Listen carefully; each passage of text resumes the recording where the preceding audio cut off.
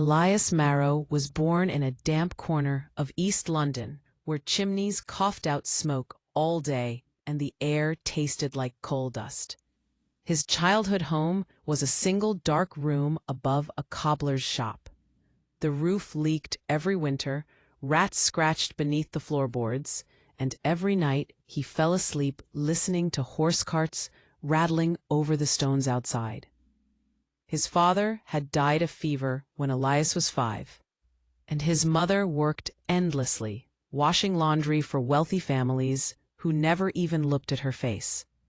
Elias often wondered why the world seemed to give everything to some and nothing to others, but he never allowed the bitterness to rot him. Somewhere deep in his chest, a fire burned, a quiet belief that he was meant for more, even if he had no idea how he would ever reach it. He took every small job he could find, sweeping workshops, carrying coal, polishing boots, delivering bread, but the job he secretly loved most was helping the lamplighter. Every evening the lamplighter, Mr. Calder, walked the streets, lighting the tall iron lamps with a long wooden pole tipped with flame. Those lamps were the only gentle glow in the endless fog. Elias would follow him, learning how to trim wicks, clean the soot, and ignite the lamps in a single strike. It paid almost nothing, but Elias felt proud every time he watched darkness retreat with each lamp that came alive. It was the one moment in the day where he felt like he mattered, even a little. Life never stayed soft for long. His mother fell ill when he was 17. The doctor asked for a fee Elias could never earn in time.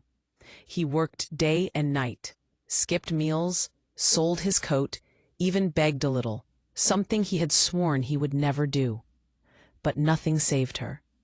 She died in the middle of winter while snow fell outside like silent ash. Elias held her hand until it grew cold. With her gone, he lost his home, his purpose, and the last piece of his childhood. He stayed with Mr. Calder for a while, but the city was changing. Gas lamps were replacing the old oil ones, and lamplighters were being dismissed one by one. Eventually, Calder lost his job, and Elias lost the only steady work he knew. He found himself completely alone in London. No home, no family, no prospects. One evening he sat by the Thames River, watching ships from distant lands arrive. And he overheard sailors talking about America. They spoke of New York as a place where a starving boy could rise, where men with no names became men with fortunes, where hard work mattered more than birth. Something inside Elias stirred. He didn't have a future in London, but across the ocean, maybe he did. He sold the few belongings he still had, and bought the cheapest spot on a cargo ship to New York. The lower deck where he slept smelled of sweat and sickness. The waves tossed the ship so violently that people rolled on the floor like sacks. But Elias clung to a single thought: even the worst journey is worth it if the destination holds hope. After weeks of storms and hunger, the ship finally entered New York Harbor. Elias stared in awe at the towering masts, the shouting merchants, the endless crowd, and streets alive with movement. It felt like standing inside the heartbeat of the world. He stepped off the ship with only one coin in his pocket, no home, no family, and no guarantee. Yet he felt more alive than ever. Finding work was harder than he expected. Americans did not welcome every immigrant with open arms. Because of his accent, many mocked him. Because of his thin frame, many dismissed him. Because he was poor, most ignored him. He took whatever jobs he could find, sweeping alleys, unloading heavy crates, pushing carts until his back screamed with pain. He slept in cheap boarding houses that smelled worse than the ship he had come on. But he did not give up. He had crossed an ocean to change his life, and he was ready to bleed for it if he had to. One night, as he walked through a poorly lit district, he noticed a gas lamp sputtering dangerously. Children were playing nearby, and he knew from London how easily a faulty gas lamp could explode. Without thinking, he climbed the pole with the same skill he had learned from Mr. Calder, and fixed the lamp quickly and safely. A shopkeeper had been watching him. Impressed, the man asked Elias where he had learned such a thing. Elias explained his London lamplighter training, and within a day, the man introduced him to a local gas company.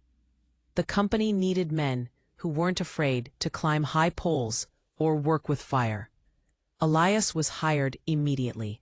At last, a real opportunity. The job was dangerous. Gas leaks could choke a man. One wrong spark could blow up a whole street. But Elias worked harder than anyone. He climbed faster, fixed issues quicker, and volunteered for the shifts others feared. His London experience gave him an edge, but his hunger for a better life pushed him further. He arrived early, left late, and learned everything he could about gas systems, pressure valves, and safety mechanisms. His boss, Mr. Harland, began watching him closely. One day Harland told him he had the mind of an engineer, not just a laborer. Elias had never imagined himself as anything more than a worker. But Harland's words lit something inside him. He began studying designs, drawing sketches, and proposing improvements: better glass angles, safer valves, longer-lasting burners. Most companies ignored workers, but Harland actually listened. He adopted Elias's ideas, and they saved the company money. Soon, Elias was promoted, first to shift supervisor, then to assistant engineer, and eventually, at just 23, to head engineer.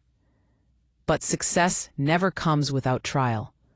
A major district of New York needed a full lighting upgrade, and Elias was placed in charge of the entire project.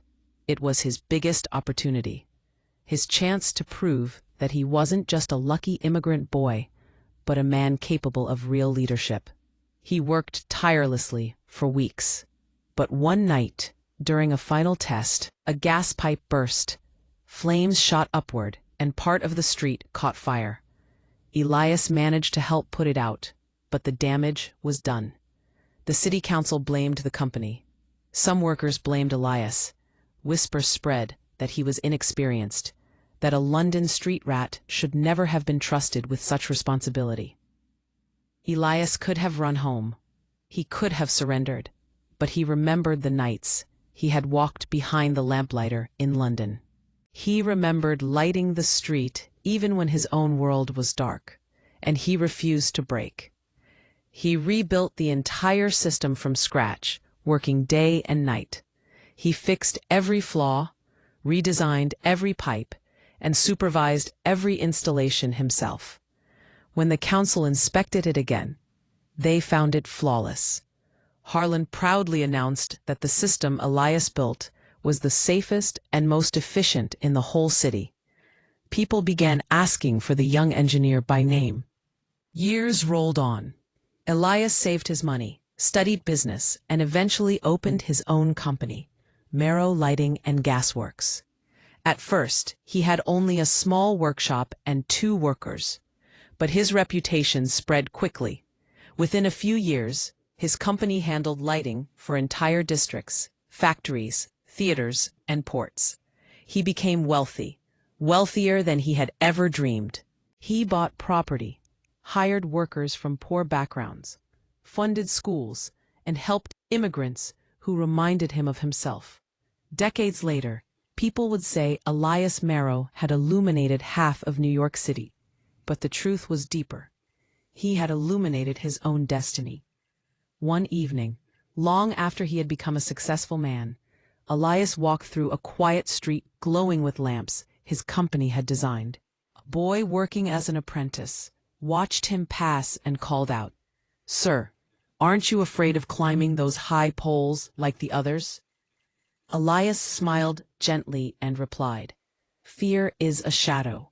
If you keep walking toward the light, the shadow always stays behind you.